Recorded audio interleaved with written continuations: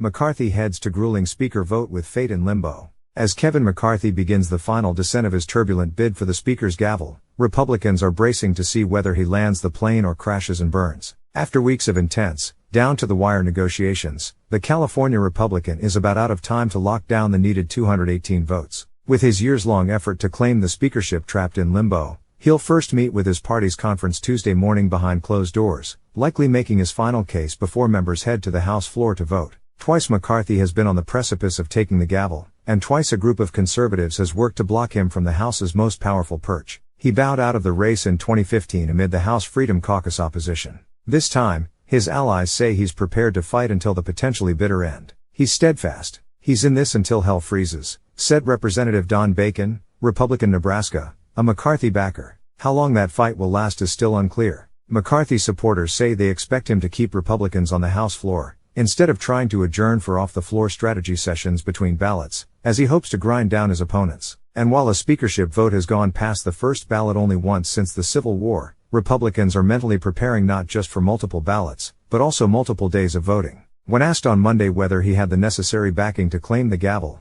McCarthy predicted he would have a good day but quipped that he didn't want to take away all the excitement.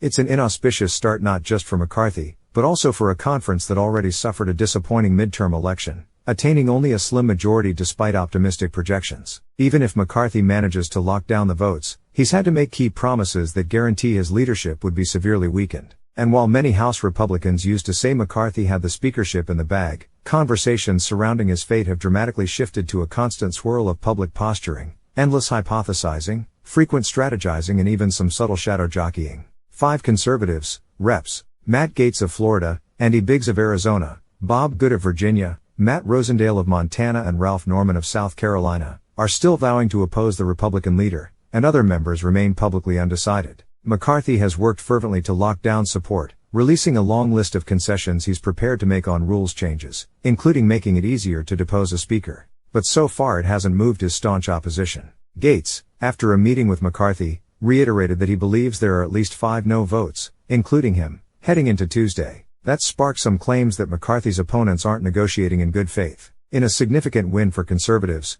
McCarthy set the number of Republican backers needed to force a vote on deposing the Speaker at 5, to the dismay of some rank-and-file members. It's an about-face from just weeks ago, when the conference set the threshold to prompt such a vote, known as the motion to vacate, at a majority of its members. And some conservatives argue that's not good enough. They want one member to be able to force such a motion. I still think that, at the end of the day, Kevin gets it. And the people that stand to lose are the hardliners that have negotiated in bad faith, said Representative Guy Reschenthaler, RPA, the current chief deputy whip. McCarthy and allies like Representative Jim Jordan, Republican Ohio, say the latest rules package release has moved votes his way. But other members signaled otherwise. 9 on-the-fence Republicans issued a letter after the rules package was released to say the proposed changes aren't yet enough to win them over. More ominously, they warned that his recent commitments come almost impossibly late to address continued deficiencies ahead of the opening of the 118th Congress on January 3 RD.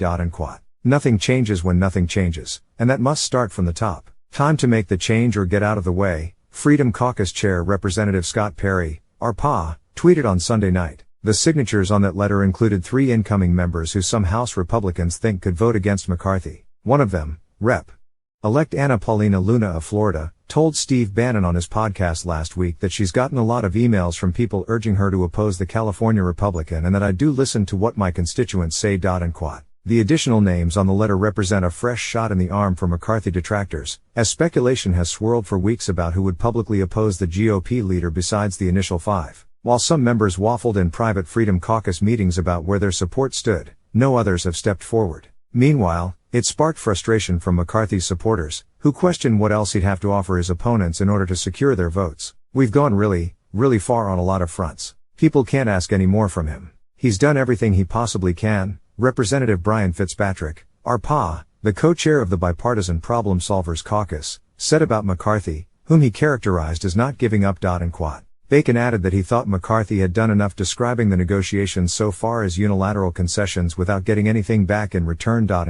And while lawmakers expect that McCarthy might cut more, smaller deals before the speaker vote, some are warning that allowing just one member to force a vote to depose a speaker would be a step too far. That would have a lot of pushback. Representative Kelly Armstrong, RN.D., said about the possibility. Still, some Republicans say there are members who have kept quiet but will publicly announce they oppose McCarthy the day of the vote, limiting his opportunities to win their support. Others have questioned whether the anti-McCarthy coalition is arranging to have more members vote against him on a second ballot, in an attempt to make the Californian look weaker. And there's speculation that other names besides Biggs, who has acted as a McCarthy opposition figurehead but is not mounting a real bid for the gavel, will emerge to challenge McCarthy. You'll see that name tomorrow on the second ballot. Good, one of McCarthy's detractors, teased during a Fox News interview on Monday. On the other side of the rebellion, McCarthy's allies have launched multiple efforts to communicate their unwavering support, appearing on news shows, sending letters to the conference and donning O.K. and Quat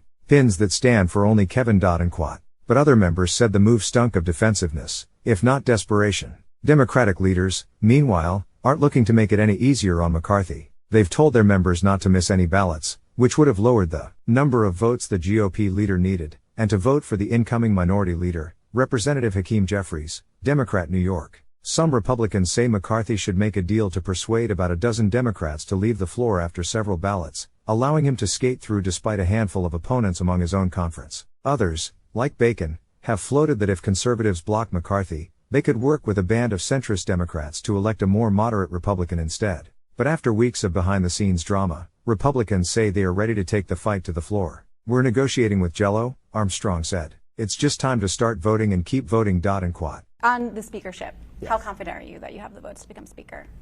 Well, we've got an election Tuesday, 2 days away. I know all the pollsters said last time we'd lose 15 seats, and we ended up beating 13 Democrats. So we're going to work and we're going to run hard, and if we win the majority, I'll run for speaker. But do you think you will have the votes for speaker? I believe I'll have the votes for speaker, yes. Do you think Trump will support you become speaker? I think Trump would be very supportive, yes. Do you feel like you need his support? I think the people who vote for it are all in the conference. So I think that's the most important vote. Nobody on the outside can vote for you. But he does have influence in the Republican Party, no? The people that have the most influence are the constituents back home to decide who represents them. So that is always the people with the most influence. Can you give a prediction for how many seats you think Republicans are going to pick up on Tuesday? At least enough to win the majority. We're going to fight for every single one possible. Look, what do you see as a red wave? What will be a red wave on Tuesday night? Well, I think anywhere over 20 is a red wave. And what's interesting is think about where we're sitting right now. Think about the quality of the candidates that have been recruited from Rhode Island to Maine, New Hampshire, Connecticut. These are just places I've been traveling recently. From Ohio, from Oregon, from Washington, Nevada, California. I see more competitive races than I've seen at any given time. I see Democrats spending money in seats that Biden won by 20 points. New York. And why is it competitive? Cost of living, crime, the inflation, the lost learning through COVID. That's why a Parents' Bill of Rights, I would like to see Democrats join with us. Let's empower the parents to have a say in their kids' education.